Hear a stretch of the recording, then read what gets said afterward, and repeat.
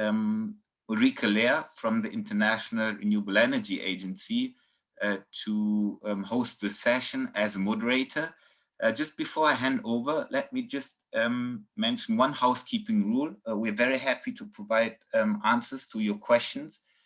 So kindly use the function, the question and answer function, and not the chat. We are observing the question and answer, but not the chat.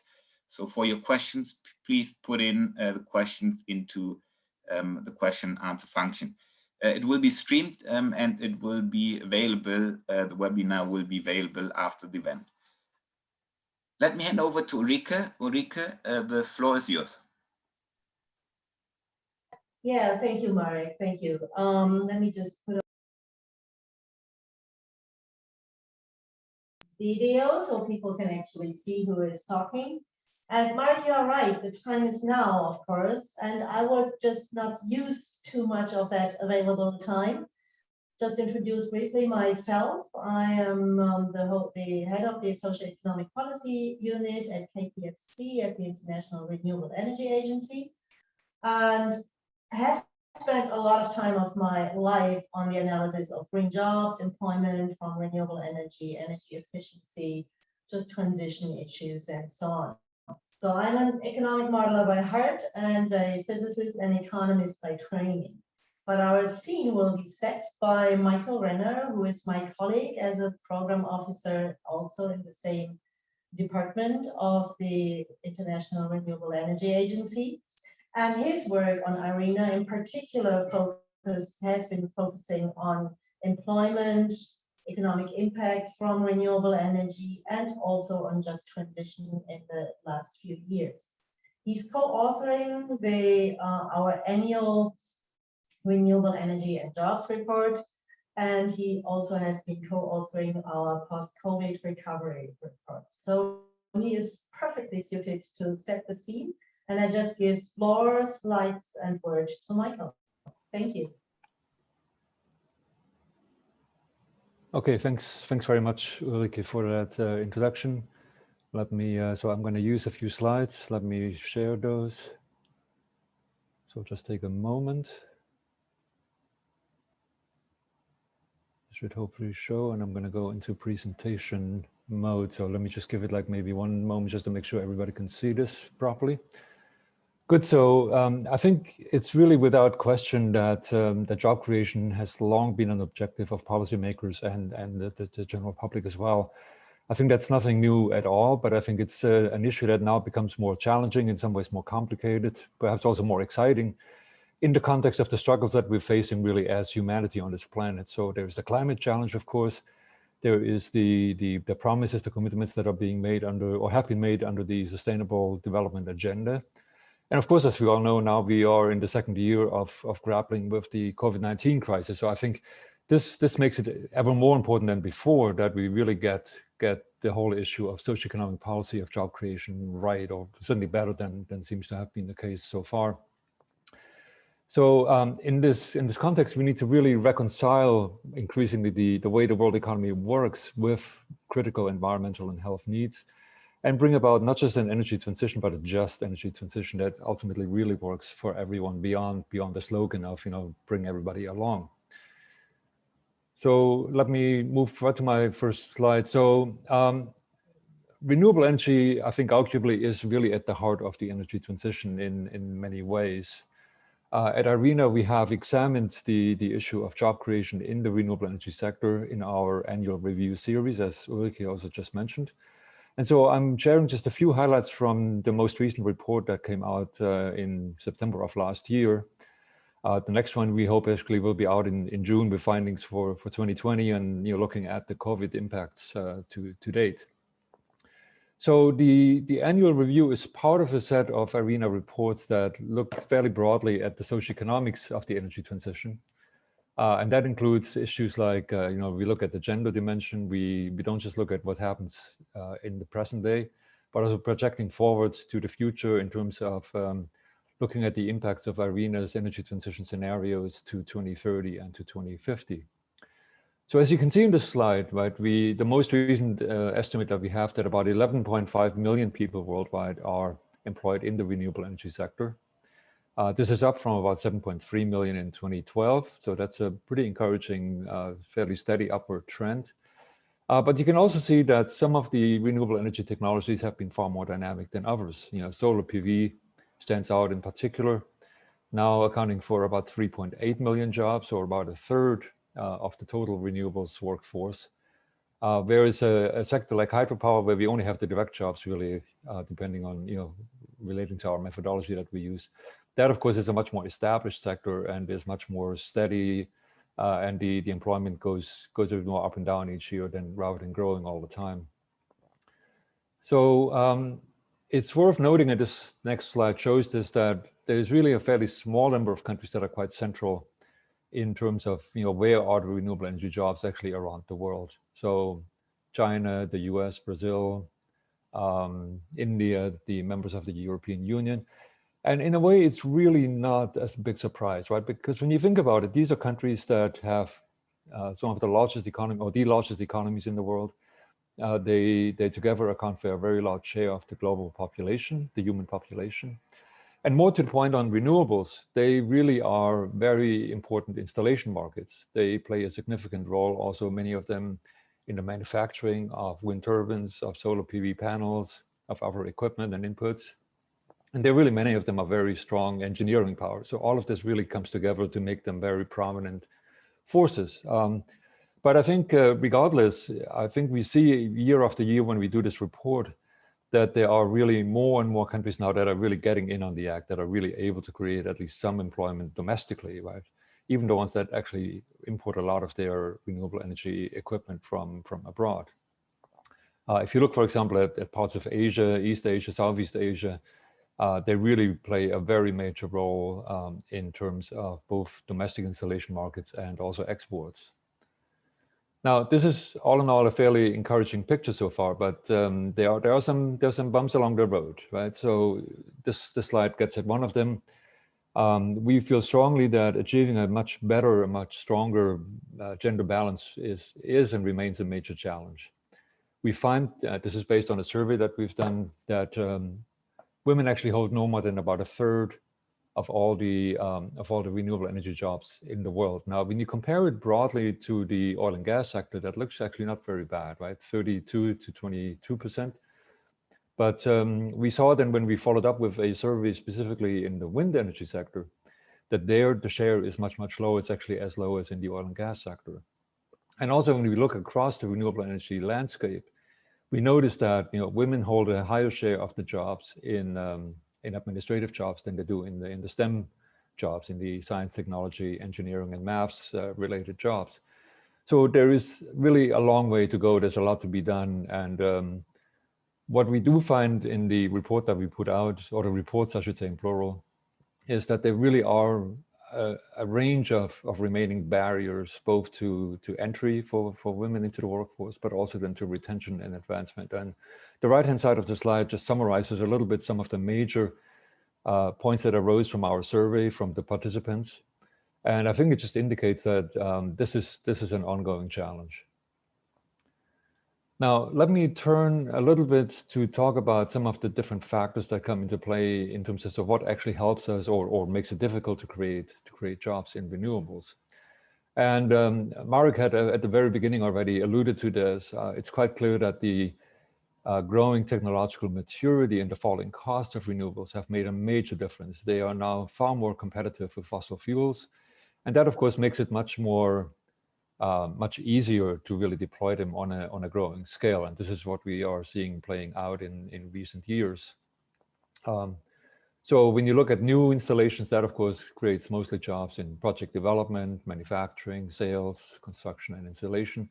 And then when we look at the cumulative picture, right, all of the capacity that is in place in totality, that's really where the jobs in operations and maintenance come into the picture. There is a very encouraging thing that we found in our work, and I think it's backed up by the work of others that has been done, which is that the labor intensity in the renewable energy sector is quite a bit higher than in fossil fuels. Again, it's a younger, a less mature sector. So that's not very surprising. And I think we will probably see in coming years that growing automation, the use of artificial intelligence will make a difference. as economies of scale rise, as we negotiate sort of learning curves, learning effects, that will probably change. But we do see now that renewable energy generates up to 3 times as many jobs per dollar invested, as is the case in the fossil fuel sector. So that's still a very hefty advantage. Now, another factor I want to address briefly is the issue of policymaking, which matters a lot. And I think continuously raising ambition is super critical in this context. So we need very strong deployment policies. That concerns things like feed-in tariffs, auctions, various fiscal and financial measures.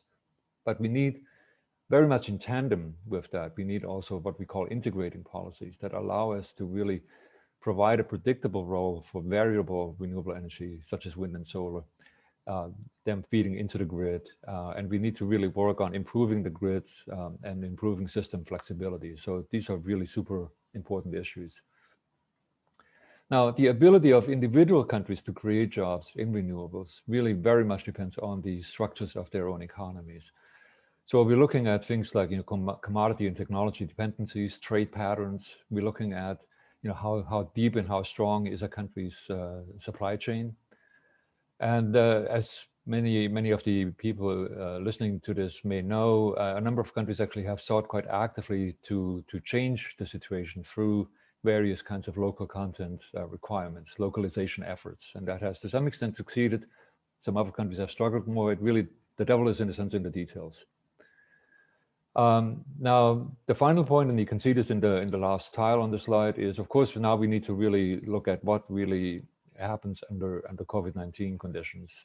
What do the responses look like? What will the recovery look like? What do we do? How ambitious are we in this? How much can we make sure that the short-term needs are actually aligned with the longer-term energy transition needs as well? And so I think we need to really look very carefully at how individual countries fare. We know now from our own statistics that last year, renewable energy actually installed record amounts of capacity despite COVID, which is super encouraging, which is very exciting. But much of that took place in countries like China and the United States, whereas in other countries it was a very mixed or a much less fortunate picture. So I think the full jury is still out, and I think we need to continue to do what works well and be very, very careful about how we go forward. So now let me move a little bit forward. I mean, I've been talking about sort of the present day, what we know in terms of what's going on now. But assuming that sufficiently ambitious and comprehensive policies are put in place, are being continued where they are already in place, the transition scenarios that we are doing and the economic modeling that we undertake to see like what does that actually translate into in the economy suggests that a transition pathway that is in accord with the Paris Climate Agreement can really help us create a very substantial number of jobs. And the number, I'm not going to repeat the numbers, they are on the slide, you can see, but they are very encouraging in terms of jobs in RE and renewable energy, but also in related, what we call related energy transition technologies, energy efficiency, energy flexibility, so that in the years and in the decades to 2050, we can actually really turn the current situation on its head where fossil fuels still present the majority of the jobs in the world, but where that will no longer be the case, where we actually really change this around quite significantly and quite dramatically. I'm going to go to my final slide. So there are, as I mentioned already, excuse me, there are of course some significant challenges along the way. There are, for example, what we call the structural realities that I had mentioned before, the supply chain limits, fossil fuel dependence, the trade dependence that some countries have. There are also issues in terms of job misalignments, right? We may well say, yes, we will create more jobs in renewables and in energy efficiency than we lose on the fossil fuel side. But whether the job gains and job losses are well aligned is a very different question. So we need to look very, very closely at these issues. And we need to, and I think this will come up in the discussion panel, we need to, of course, really very seriously look at the decent job agenda. So at IRENA, we like to think about this in terms of these interlocking gears that you see on the right-hand side, with, again, policies on deployment and on integration of renewables into the grid and other energy systems. But really, we need more and more a set of just transition policies, which include industrial policies, to help create viable supply chains. We need very strong education and skill training strategies. We need to see how the skills demand and supply matches up. We need to look at what can fossil fuel workers bring to the table. How can we reorient, reskill them and help them make the transition? We need active labor market measures. We need, in the interim, because this will not play out very, very quickly. This will take years and maybe decades. We need social protection programs to be in place, and we need them to be sufficiently generous. And I think that brings me really to the last point. We need to make sure that we have the right fiscal and financial policies in place. I think so far, the assumption was that we just, that governments really just sort of enable the private sector to step in and do its job. But I think we need to really, with the climate challenge, with the COVID challenge, be clear that we need a strong role for public investments, that we need a strong guiding role in all of this. And I'm going to make this my last point before I stop. I think the point really is not to pick and choose from the policy agenda, but to understand that these various elements, these various policy fields really need to reinforce each other. So we need a comprehensive policy that is cohesive, that is coherent. And I think that is actually what will make us be successful in the end. So thank you very much. I'm going to stop with that and back to you, Ulrike.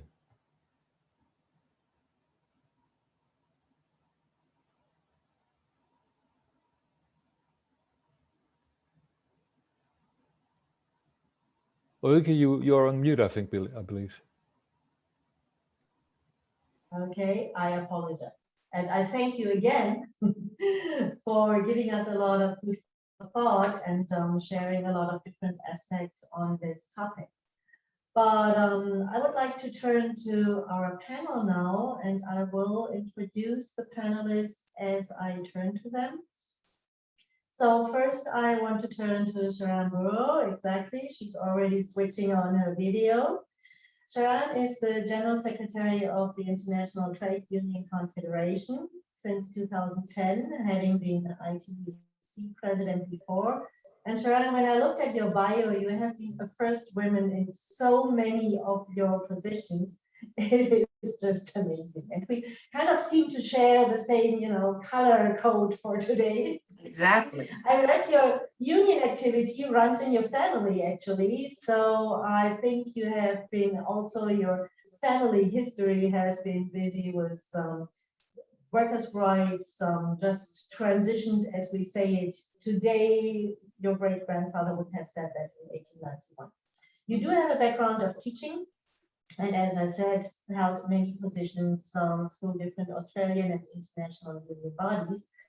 But the question I want to ask you, Sharon, is seeing Michael's slides, in particular the last one, the one with wheels, it shows that there are challenges across all policy areas. The energy transition is no longer an energy policy issue, but it goes far beyond. So the question to you is, which policy areas do you see as essential to ensure just outcomes for the deployment of renewables? And to have a follow-up question here, what action-oriented measures can governments and social partners initiate to make the energy transformation and the energy transition a just transition? So how do we change the world in otherwise? in a nutshell, Sharon, in a nutshell. But no, it is critical. And, I wanted to say that Michael, that was a brilliant presentation. And your last slide, I couldn't do better. We need that in an integrated frame. And if people, put that last slide in a frame on their wall, and when you're designing policy or advocating policy or financing policy, then they have to take your wise words seriously. First of all, I would say we need not to backtrack. We can't be distracted. So governments, companies, ourselves, we all need to accept that the future to get to net zero and to sustain a living planet is indeed renewables.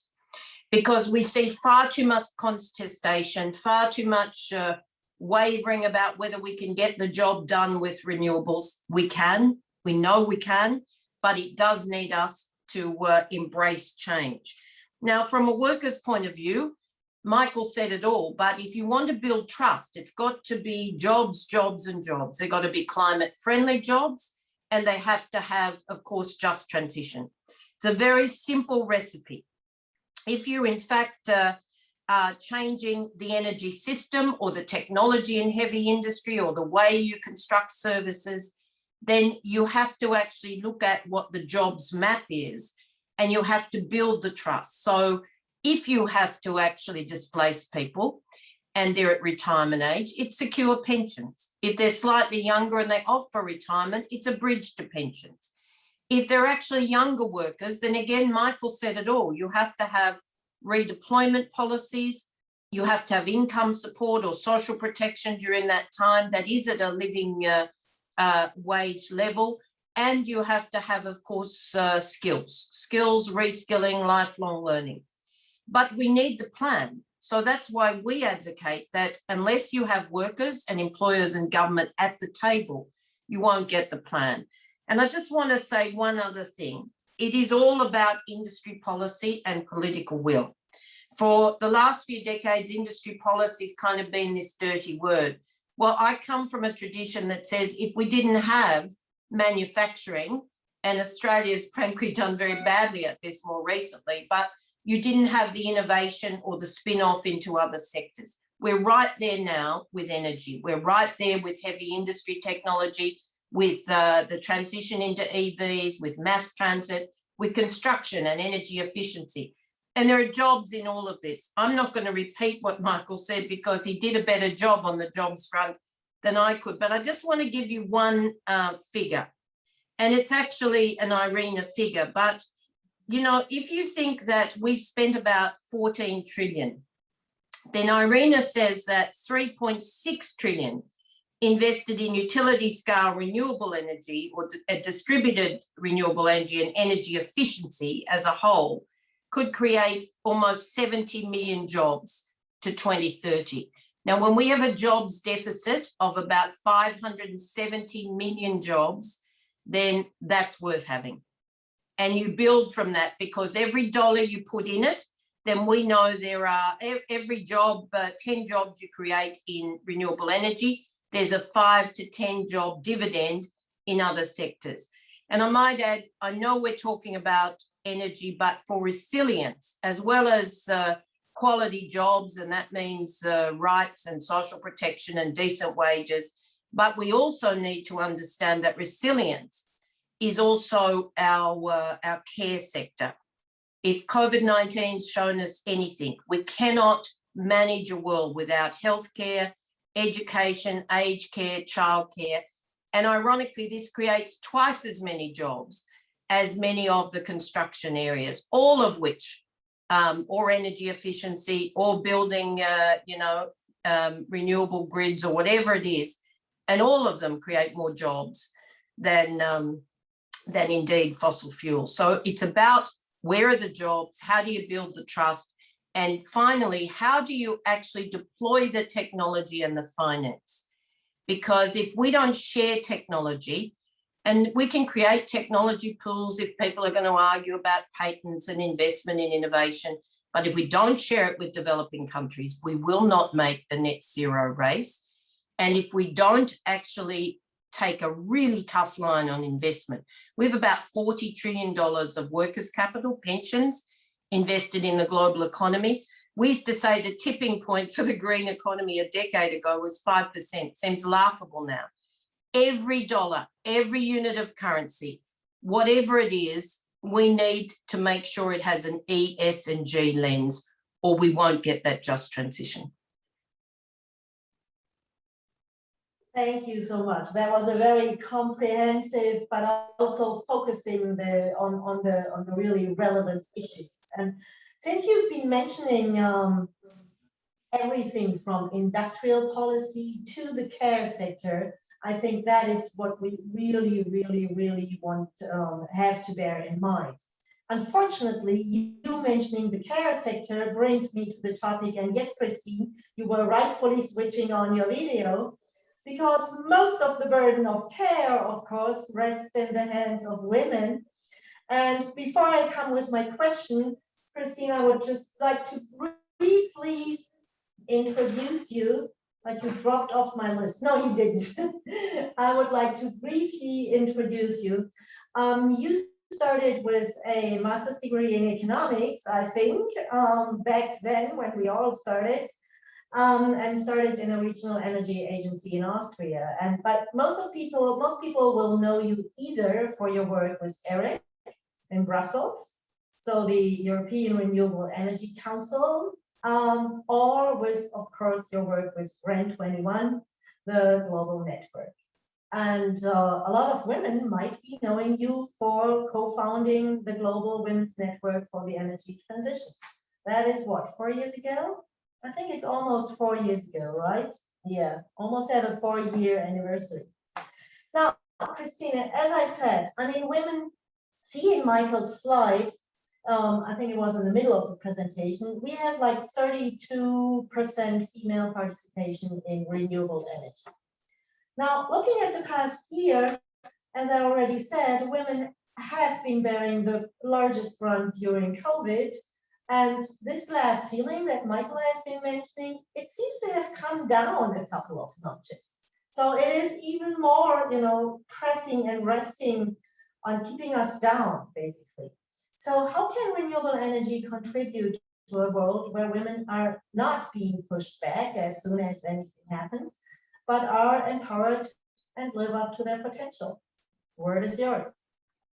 Thank you very much, Ulrike, and good morning also from my side. I subscribe to everything that Sharon has said. I think that was very comprehensive, and I would just add the women's perspective there, because Michael has put out the figures. We have currently 11.5 million people employed in the renewable sector, according to IRENA statistics. According to your forecasts, this number is supposed to increase to 42 million by 2050. Which means this industry is only going to succeed if we manage to attract the best talents from both men and women. And I think this is absolutely crucial, and it is also crucial in COVID recovery, in really building back better. Meaning not make the same mistakes, not just follow business as usual, because that won't get us where we need to be. Of course, we need to make climate sensitive investments, and we need to make sure that these investments are also done in a just way, not ignoring a large part of the population that is in many cases heavily affected by the impacts of energy supply. I'm just thinking of developing countries where the burden of collecting firewood, etc., is often on the shoulders of women. So my first pledge would be it's important that women in energy policy making get a seat at the table. And I just remember the IRENA webinar that was organized at the occasion of International Women's Day, where one of the participants said, if they don't get the seat at the table, they should create their own table. So I think we need some quite bold statements here, because continuing business as usual won't get us anywhere. And I think it is also important to make our decision makers and company leads aware that not only employment of women is a human right, but it improves global GDP. GWNet has been working on a study that was launched last year, which is called Women for Sustainable Energy, Strategies to Foster Women's Talents for Transformational Change. And there we looked a little bit at literature, and it's clear, and there are several studies out there showing that companies with diverse leadership have better financial results. They are better prepared to survive financial shock. They have improved profitability.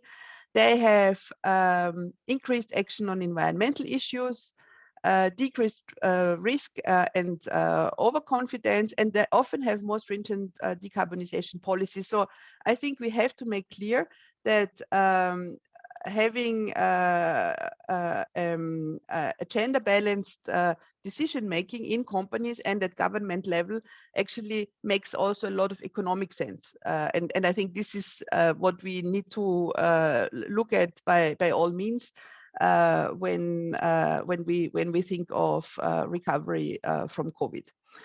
Another very important element is, of course, that the renewable energy sector is a still fairly young sector, as it was already alluded to by Michael. And so we don't have, in some cases, these very old and long established structures. So there is a chance also to get it right. And of course, there are several measures on how women's participation in this sector can be increased. They range from a series of policy solutions, such as quotas, goals for gender diversity, equality, access to education and training, offering company cultures that enable the employees to combine work and life. And offer a flex time, job sharing, have fair and transparent internal processes for appraisal and also recruitment. And in GWNet's case, we have made a lot of good experience with mentoring programs. So we offer mentoring programs for women in junior middle management positions. And we see that sometimes by raising a bit of confidence, these women actually manage to climb the career ladder. So in a nutshell, there are lots of options out there, and it's important that we structurally and systematically look at the fact that these recovery policies are really not only looking on energy per se, but they really look also on the inclusion element. I'll leave it there. Yeah, great. Absolutely. Would you care to share the link to your study also? I mean, these are really interesting results. Would you care to share it? When I look at the Q&A and when I look at the chat has somehow established itself as the medium of exchange. So I don't really know what to do about this. I leave that to the organizers and our ILO hosts, but maybe you just put the link in both, in like the chat and Q&A session, so people can actually see the results of this study and see that just including women into basically their rightful position helps the GDP quite well to tag along. Now, again, you said recovery measures and COVID, and maybe as a follow-up, I would like to turn to Stelios now and discuss a couple of things, how we get out of this mess that we are currently finding ourselves in, and what we can learn from past crises. But first, let me introduce Stelios. He is a principal economist at GGGI's Office of Thought Leadership, and he's based in Seoul. You're really based in Seoul? That's early for you, isn't it? No, late. That's late for It's you. late. It's okay. It's not too late. It's fine. It's really late. So you are currently responsible for GGI's work on macroeconomic aspects. You are an economist by training, lots of training I'm seeing here. You got a PhD as your highest degree from the Erasmus University in Rotterdam. But my question to you is, I know it's difficult to kind of, deduct from one crisis to the other. On the other hand, being an economist, what can we actually, I mean, the world has been through another more economic crisis, not a health crisis, almost a little more than 10 years ago. So do you see anything we can learn for coming out of this crisis in a meaningful way, pretty much trying to take people with us and not making the same mistakes again? And how can countries better prepare their human capital for the energy transition? Floor is yours. Thank you very much for the invitation and these very good and very relevant questions. As it was mentioned before, we are in the middle of the crisis that has shaken our societies. Everyone have affected the economies and workers. The employment impacts are increasingly significant, and certainly this is we see a discussion around how to build back better, or we will say to build forward better, and as you said, not to repeat the mistakes of the past. Just to give some figures from relevant studies on the previous packages for recovery after the financial crisis, a study from Oxford University that looked on almost 200 stimulus policies and concluded that around 63 of those stimulus packages were green. Also, just to highlight here that in major countries and economies, for instance, in the EU, we had 13% of the recovery was green. In the US, around 12, and in China, around 30%, which is not enough, and particularly given the current crisis and the climate crisis that we are just feeling now and will be much more prominent in the near future. IPCC also has warned that we have just 10 years to react on that. I think this is a crisis, but also a great opportunity, as was mentioned by previous panelists, to green the recovery and renewable energy, given that has higher labor intensity. Michael very well described that. And particularly compared to fossil fuel-based sectors, particularly on manufacturing, on construction and installation. So this is a great opportunity to green the economic recovery, to invest in those sectors. And also, given the fact that mainly blue-collar workers have been hit, we can see also in construction and installation that mainly low-skilled workers will be needed. So we can see here a match of skills required for the green energy transition and the current labor force that is unemployed and hit by the crisis. So it makes sense both from an economic employment perspective, but also from a climate perspective. Now, on the other question, which is very important, what countries can do to make sure that they equip the human capital and the labor force. I think one important issue here is to identify where the needs will occur, the needs for certain occupations and skills to support the green energy transition. Michael mentioned about this misalignment, so it's an important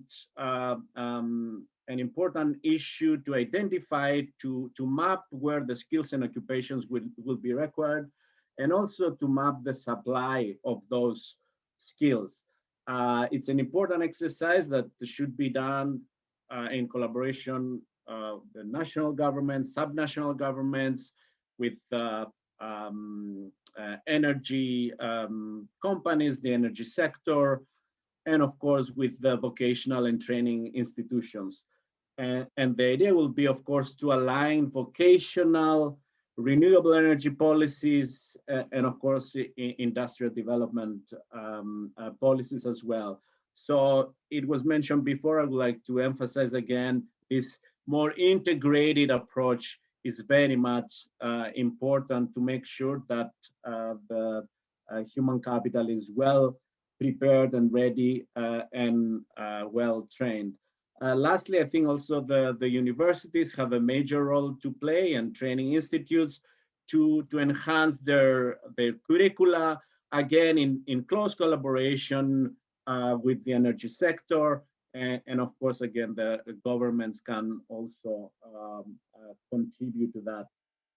So I think I will stop here for now.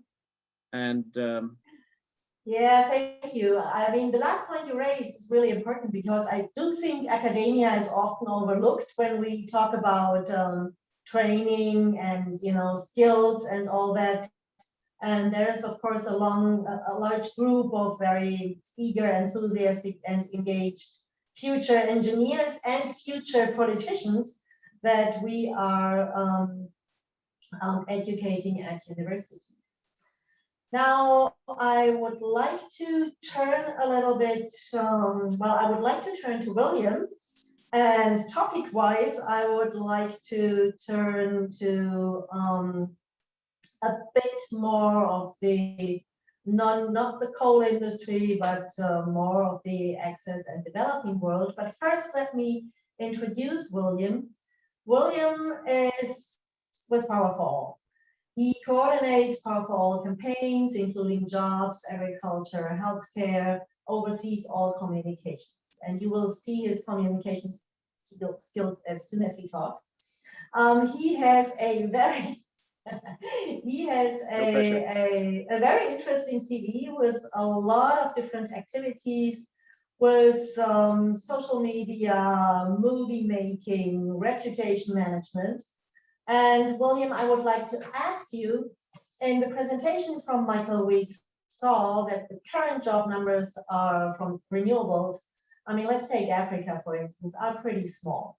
So how do we get out of it? I mean, to do better in the future, what do we actually need? Is it better understanding the opportunities for job creation?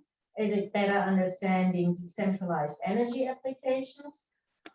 And then as a second question, since we are in the pandemic still, does the pandemic shift also the focus, also in decentralized energy, more towards things and issues and topics that we haven't seen before?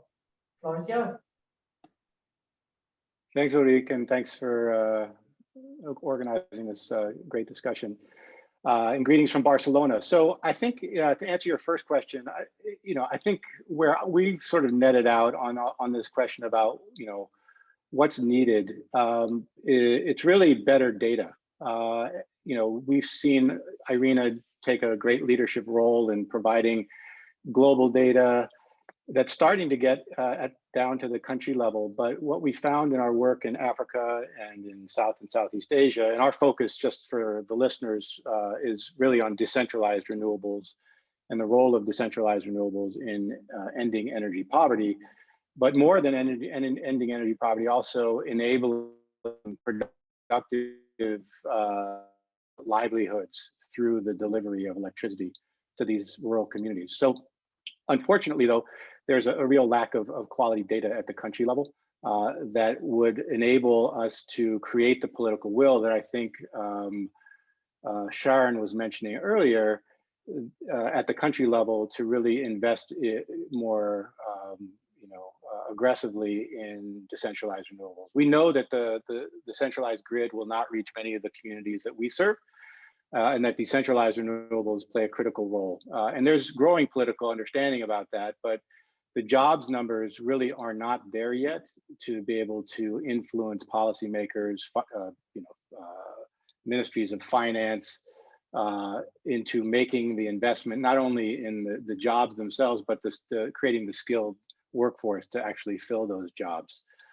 So what we feel is that there's a much greater need for country-specific data, as well as industry-specific data. So imagine that you could, go to the government of the Democratic Republic of Congo with, jobs data of what the situation is today, but also will look like in 10 to 15 years, not just for direct employment, but also for that productive use employment in the communities that are gaining access.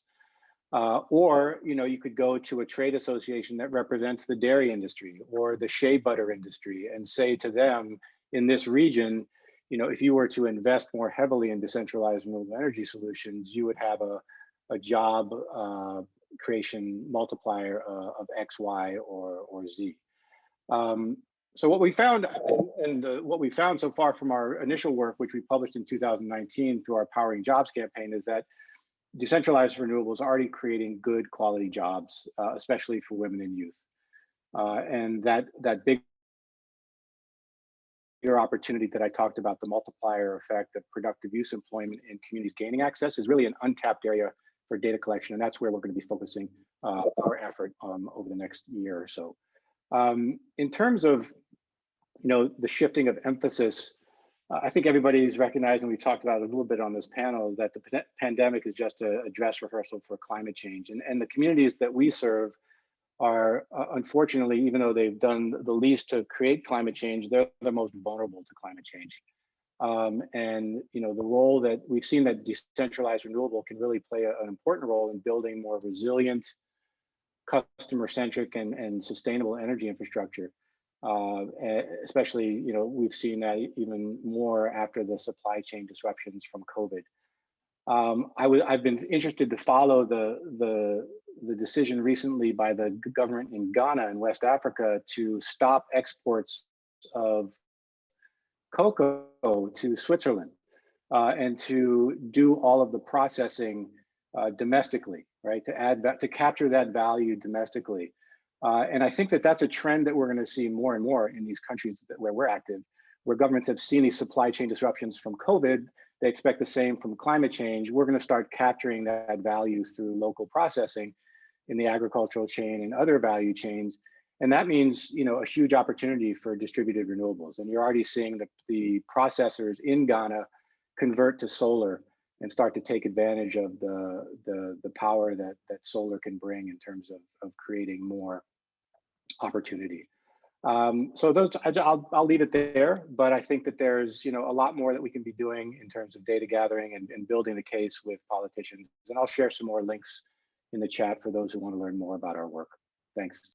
Yeah, excellent. And in particular, remarks on the value chain. I mean, that to just showcase a bit of our work too. I mean, that is something we always try to do. We always try to support. And as I think it was Sharon just said at the very beginning, I mean, meanwhile, we are actually allowed to say that we can, recapture some of the value chain and bring it back home to the respective countries. So that is actually something that even the COVID pandemic might have contributed to this notion. Now, staying with energy access, I would like to turn to Harish now. Harish Hande is a social entrepreneur, who has co-founded Southpole in India a while ago in 1995. You are have a master's degree and a PhD in energy engineering, and you are a social entrepreneur. And in this particular way, I just ask you, Harish, staying with access, are we measuring the right thing? So what are the challenges and recommendations for successfully reskilling and upskilling workers? And William has shared a bit on that, but maybe you can focus also on energy access and the productive use context, and maybe elaborate a little bit on what William has just shared. Thanks. Thanks so much, and thanks to Michael for keeping the flag high up in the jobs and life in the renewable energy sector. I'm glad that's been pushed. But all right, to continuing what William said, and in the pandemic, especially, right, when many of the other sectors were failing, there's been quite a bit of uptake on the renewable energy sector in the rural areas. And if I talk from an Indian perspective, from multiple levels, one is quite a bit of work has been done in the energy health nexus, where numerous hospitals, public health centers, wellness centers, swab collection units who've been decentralized so that the poor don't have to travel enormous number of miles to collect the swabs, all are being solar powered. See, in the renewable energy sector, the jobs comes in two sides. It's not only on the supply side that people talk about solar panels and batteries. It also comes on the demand side. What does solar actually entice somebody to do, what value? Whether extra livelihood gets created in the energy and the life. And especially if I look at the pandemic, renewable energy in the health. Secondly, when education, centralized education was stopped, numerous decentralized education happened through remote learning. Lot of remote schools got digital education powered by solar through the internet. Lot of the kids in the remote islands were able to get education. So the beauty of DRE was to able to democratize the delivery of health and education. And when in the case of pandemic, when the centralized systems had collapsed, that's when the decentralized systems actually, if you look at a lot of small businesses, whether you talk about animal husbandry, like poultry, milking, everything else, who are unfortunately dependent on centralized systems to actually have the market access, suddenly used renewable energy for local market access, like chilling of milk for local production of cheese, to poultry for actually hatching eggs using solar powered heat to actually monitor the chicks to lead to local production. So in fact, the whole decentralization of society, decentralization of livelihoods, and the best catalyst that got used was decentralized energy. So what we need to do today is not only skilling. I mean, skilling is kind of I would upgrade skilling to add skilling to innovation and incubation process together. It's not only saying that I'm going to train you in X, but that again is a hierarchical way of looking at the people, as if I am going to skill you, right? I think we need to reframe the word where somebody who's coming into your platform to be a partner. You want to get skilled, let's work together. You want to innovate, you want to be an entrepreneur. So it's a partnership. Otherwise sometimes we tend to using the skill we are under expecting the people to have achieved. And what we found during the pandemic, numerous innovations came up with the same people who were in the rural areas. How do I put up solar in a different manner for poultry, different manner for sewing machines, different manner for blacksmith blower? Numerous, as the migrant population that left the cities and went to the rural areas, and there was an enormous requirement of livelihoods, numerous entrepreneurs got up and actually created local restaurants running on solar, local blacksmith running on solar. And that, I think, is an opportunity. It's not only from the demand supply side. The demand side is where the renewable energy is going to be a key effect. And what we need to do in the technical institute, and what we learn from the German schools of vocational schools, is how do you add business training, running a business. Okay, now you got trained in running solar powered sewing machines. You got trained in running solar powered lathe machines. How do I bring in business training, linkages to potential markets in the future for you to sell your products? So it's a holistic way of looking at renewable energy in a decentralized fashion is what is going to be a key for the RE sector, where RE sector should not be, it becomes a it's like a salt that is needed for every dish. Renewable energy is that salt that is actually required for every sector. And it's like, it should not be looked at a unique one sector. It catalyzes the creation of jobs in all other sectors. So we are the base in many ways, and that's what we should do.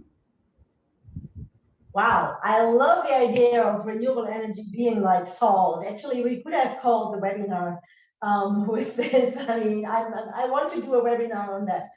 That was really very, very encouraging and promising. And I always find it fascinating how the different perspectives of this panel actually came together. And it's 5 minutes to the end, and the agenda says wrap up. And if the wrap up is with me, then I would wrap up what I heard in the following way. And I just leave a minute or two for Marek to maybe say goodbye to everything and really close this. But for what I gathered from this panel was the central focus on we need to build trust. That's something that Sharon started with, trust with workers. Then it went through trust with women, that there will be, to empower them and to live up to their opportunities and their capabilities. Then we went to a certain trust in not building back better, but building in the future, building a better future, basically. So there shall be or has to be a lot of trust to actually go towards a positive and better direction in the future.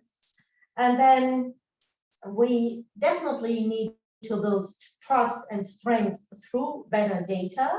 That is what William raised, and absolutely rightfully so, because we can feed off the experience from, let's say, the global north, who has tried to move forward in the renewable energy policy by just providing data and say, listen, this is the number of jobs that you get, and stop, saying that this is going to cost jobs, but this is positive. So now we need the better data for more areas in the world. And of course, we also need to build trust in the local value chain so that we actually can capture value locally, domestically, and regionally. And of course, then Harish just completed the picture, saying we shall not only look at the trust in the supply side, but also look at the demand side, and not go and educate people, but really trust in people and empower them to be innovation incubators, and let renewable energy be just like the salt in all these dishes and all these challenges that we are facing currently. That would be my wrap up from my side. And from my side, I think all I can do is now thank everybody on the panel for creating these new angles and these new viewpoints and adding, and maybe everybody can just switch on their camera to say goodbye, and I hand over to Marek to actually close this.